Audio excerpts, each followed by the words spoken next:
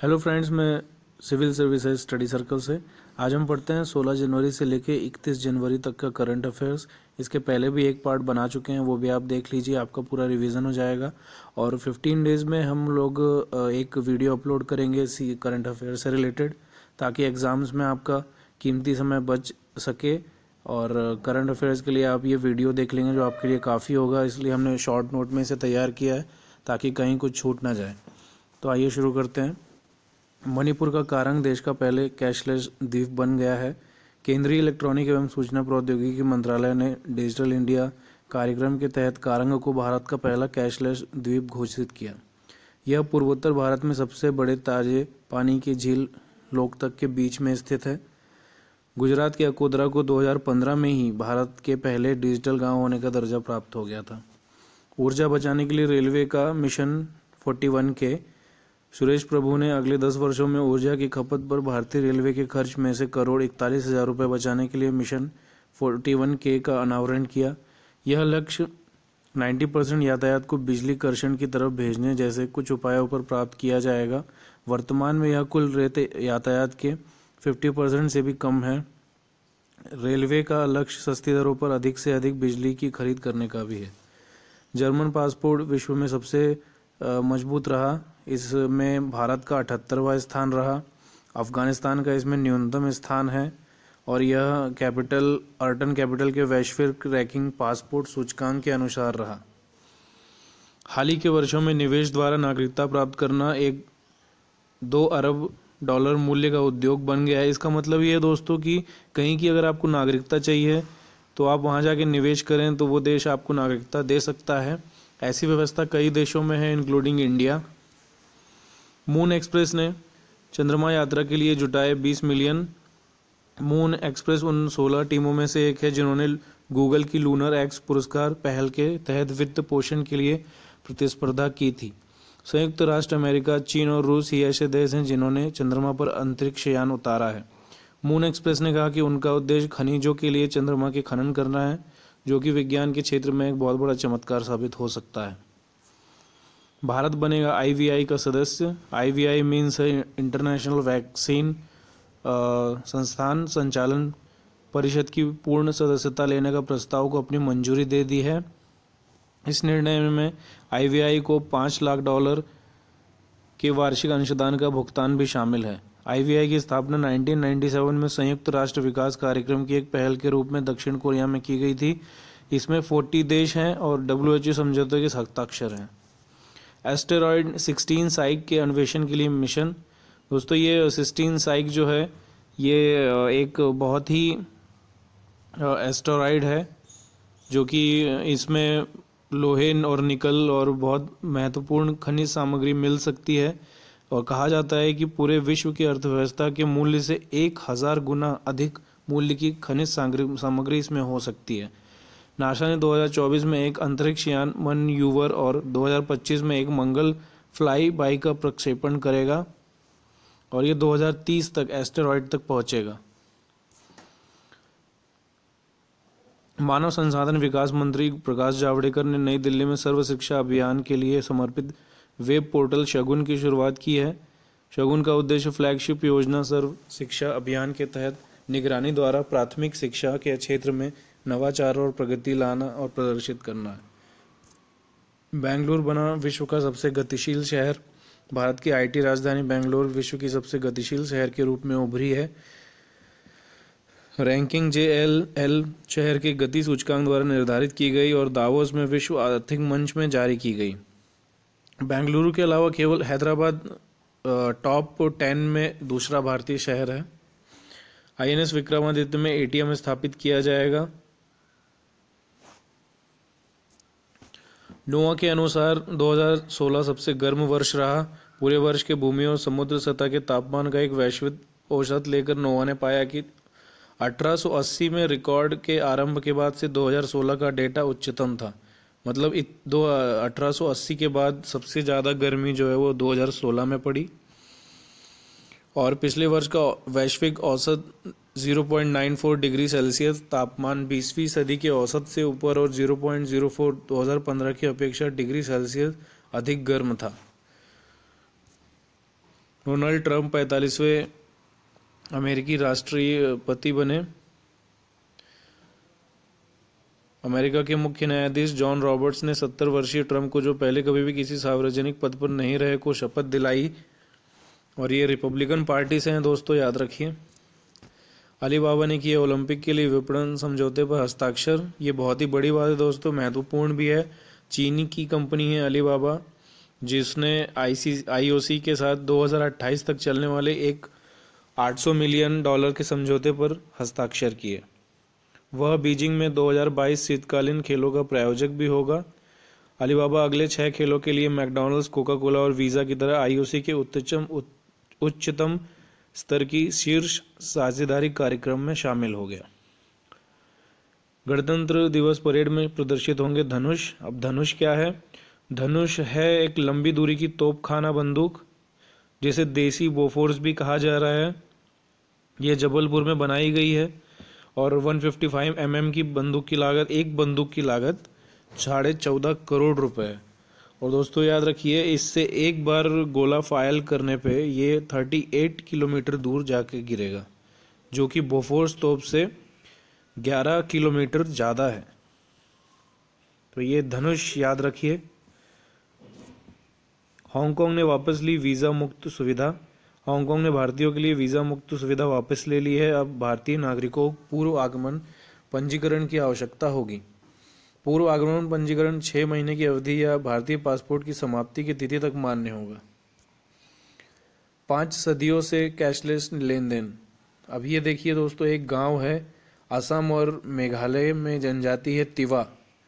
वो लोग हर वर्ष एक अद्वितीय व्यापार मेले का आयोजन करते हैं और ये सदियों से चला आ रहा है, जहां लेन देन पूरी तरह से कैशलेस होता है। उन्होंने अधिक वस्तु विनिमय व्यापार प्रणाली को जिंदा रखा है, मतलब एक किसी चीज़ के बदले चीज़ ले लेना, तो ये कैशलेस ही हुआ एक हिसाब से। तो वो ये सदियों से अपनाते आ रहे हैं।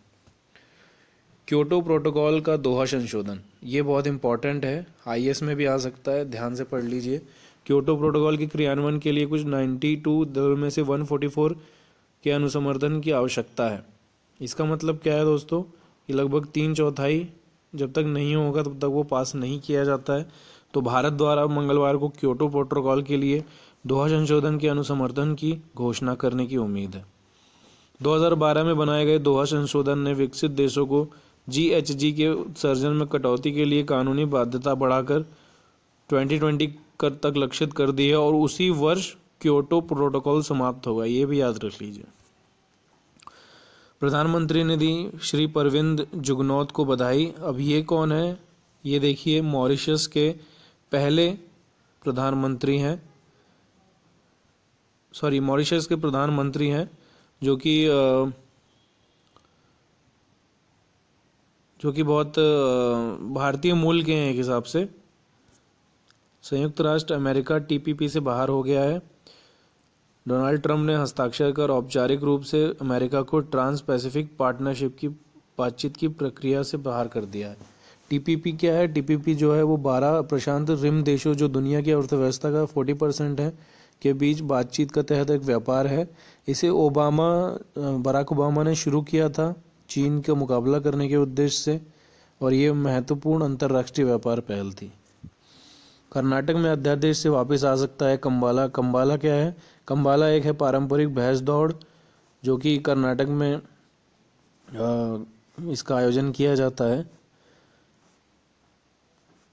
इसके लिए अध्यादेश ला सकती है कर्नाटक सरकार।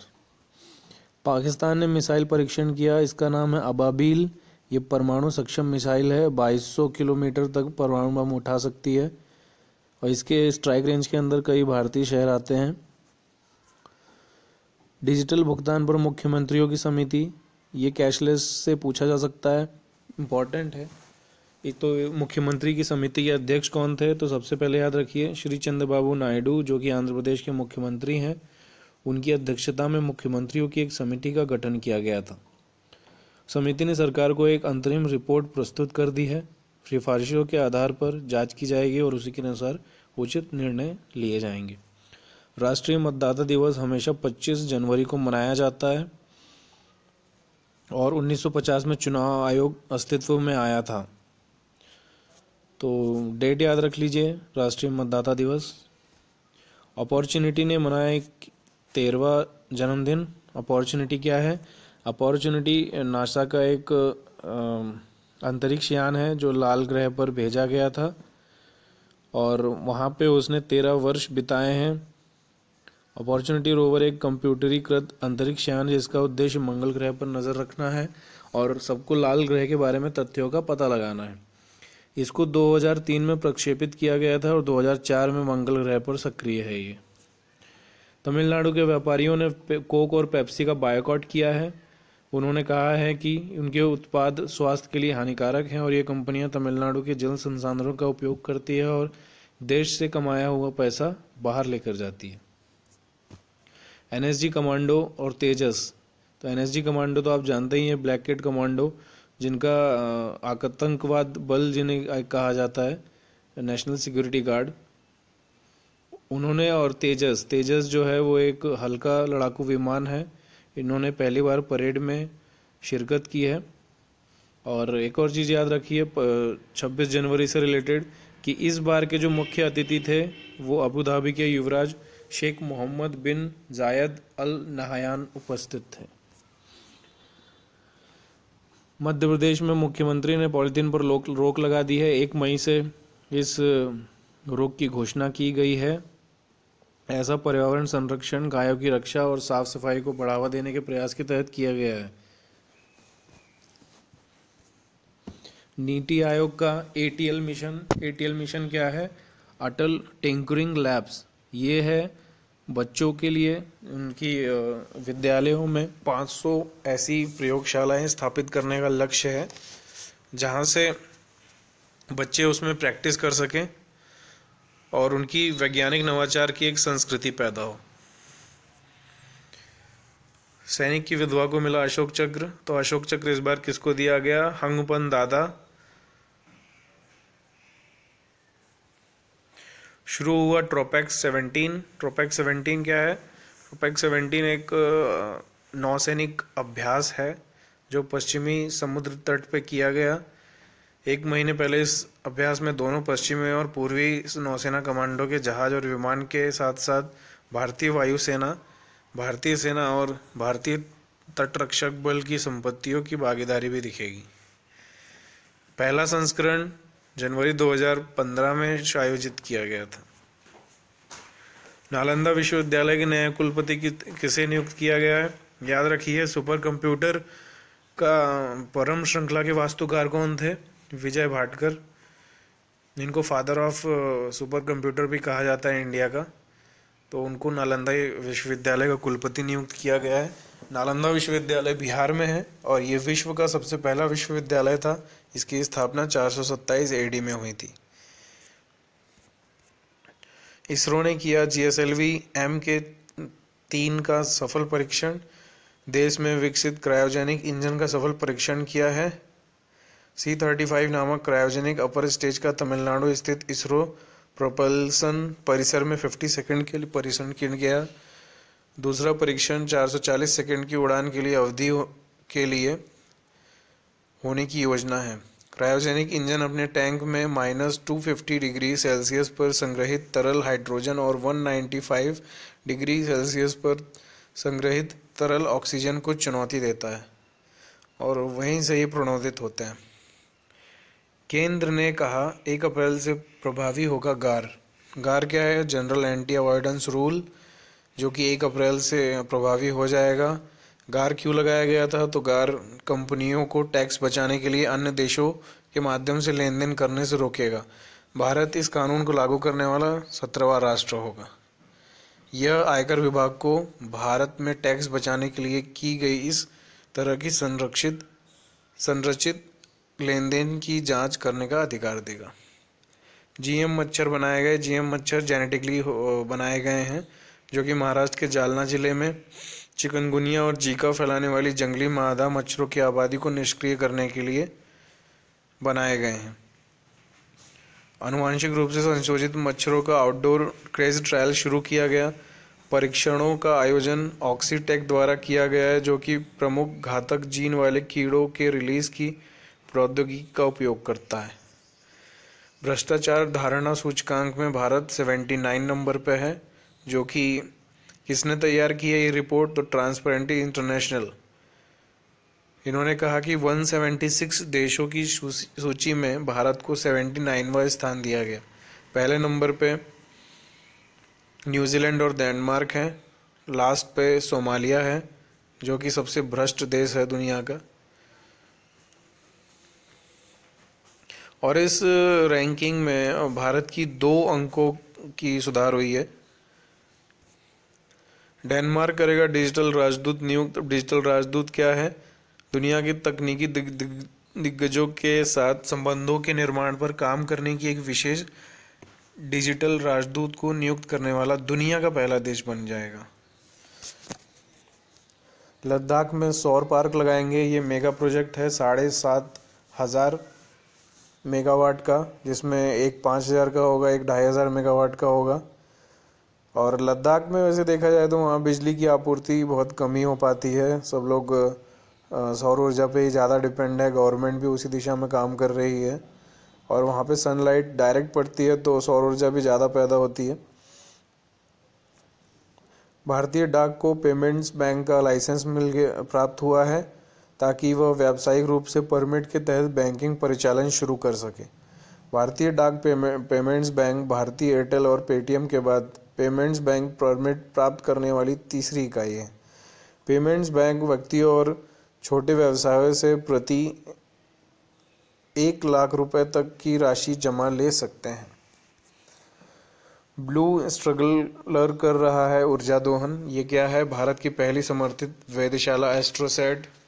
याद रखिए, भारत की पहली अंतरिक्ष वेधशाला एस्ट्रोसैट है ने एक छोटे 6 अरब वर्षीय द वैम्पायर तारे द्वारा एक बड़े आकाशीय वस्तु के शिकार की दुर्लभ घटना रिकॉर्ड की है। ये आप ऊपर देख सकते हैं। वैज्ञानिकों का कहना है कि छोटा तारा ब्लू स्ट्रगलर अपने साथी तारे का द्रव्यमान और ऊर्जा चूसकर उसे नष्ट कर देता है। भारत ने जीता दूसरा T20 इंटरनेशनल। ये मैच नागपुर में आयोजित किया गया था। विश्व कुष्ठ दिवस मनाया गया। 30 जनवरी को मनाया जाता है या फिर उसके निकटतम रविवार को मनाया जाता है। इस दिन की शुरुआत इसकी जागरूकता बढ़ने के लिए फ्रेंच समाजसेवी और लेखक रॉल फोल्डेरेओ द्वारा 1954 में की गई थी। विश्व कुष्ठ दिवस की तिथि महात्मा गांधी की पुण्यतिथि के दिन रखी गई थी। शहीद दिवस 2017 30 जनवरी को मनाया गया। इस दिन मोहनदास करमचंद गांधी की हत्या हो गई थी, इसलिए शहीद दिवस मनाया जाता है। और 1948 में नाथूराम गोडसे ने उनकी हत्या कर दी थी। रॉजर फेडरर ने 18वां ग्रैंड स्लैम जीता, ऑस्ट्रेलियाई ओपन। और उन्होंने राफेल रविवार को मेलबोर्न में 35वीं बार मिले और स्विस खिलाड़ी ने अपने पिछले रिकॉर्ड को तोड़ते हुए स्पेन खिलाड़ी के खिलाफ जीत हासिल कर 18वां ग्रैंड स्लैम खिताब और 5वीं ऑस्ट्रेलियाई ओपन ट्रॉफी हासिल की। 3 लाख रुपए से कोई ऊपर नगद लेन देन नहीं हो सकता। अब एक नए नियम के अनुसार सरकार ने काले धन और भ्रष्टाचार के खिलाफ अपनी लड़ाई में एक और महत्वपूर्ण कदम की घोषणा की। अरुण जेटली ने 1 अप्रैल 2017 से 3 लाख रुपए के सभी नगद लेन देन पर प्रतिबंध लगाने का प्रस्ताव रखा। चीन में विकसित की गई टीबी प्रतिरोधी गाय, ये उन्होंने जेनेटिकली वहाँ प्रयोग करके इसका बनाया है। नॉर्थ वेस्ट AF विश्वविद्यालय के चीनी वैज्ञानिकों ने गो जातीय तपेदिक के लिए प्रतिरोधक क्षमता वाली दुनिया की पहली जीवित गायों का निर्माण किया। ये इससे क्या होगा दोस्तों कि जो उन्हें तपेदिक टीबी हो जाता था गाय को, अब वे उससे सुरक्षित रहेंगी। उनके रखरखाव पे भी खर्चा कम हो जाएगा। मॉरिशस के नीचे पाया गया लापता महाद्वीप, बहुत ही इम्पोर्टेंट है, पढ़ लीजिए। वैज्ञानिकों ने हिंद महासागर के द्वीप राष्ट्र मॉरिशस के एक प्राचीन लापता महाद्वीप के निशान खोज निकाले हैं। भूवैज्ञानिकों ने मॉरिटिया कहा जाने वाला यह महाद्वीप वर्तमान मेडागास्कर और भारत का हिस्सा था, जो 84 करोड़ साल पहले डूब गया था। यह महाद्वीप विशाल महाद्वीप गोंडवाना का संभावित हिस्सा है जो टूटकर अंटार्कटिका, अफ्रीका और ऑस्ट्रेलिया और दक्षिण अमेरिका बन गए थे। सरकार ओडिशा में अनुसूचित जाति की सूची को संशोधित करेगी। सरकार ने ओडिशा में अनुसूचित जाति की सूची को संशोधित करने के लिए संविधान का आदेश 1950 में संशोधनों को मंजूरी दे दी है। सूची में स्वलगरी जाति को शामिल करने के लिए होगा। ये याद रखिए दोस्तों, संविधान में अनुसूचित जाति के सदस्यों को अनुच्छेद 341 के प्रावधानों के तहत अधिसूचित विशेषाधिकार और रियायतें प्रदान की जाती है और 342 में अनुसूचित जनजाति का प्रावधान है, 341 में अनुसूचित जाति का। तो दोस्तों यहीं पे ख़त्म करते हैं 15 डेज़ का हमारा करंट अफेयर्स। बाकी और वीडियोस हम लेके आएंगे नए। आप पढ़ते रहिए, वीडियोस देखते रहिए और इसमें से जो इम्पोर्टेंट लगता है आपको आप सेव करते रहिए, नोटबुक में भी नोट करिए। डेली कम से कम 4-5 घंटे पढ़ाई करिए और अच्छा लगे तो लाइक कीजिएगा, सब्सक्राइब कीजिए, अपने दोस्तों से भी शेयर करिए। आप सब्सक्राइब करेंगे तो आप हमारे वीडियो आपको अपने पोर्टल पे ऑटोमेटिक मिलते रहेंगे। बाय बाय दोस्तों।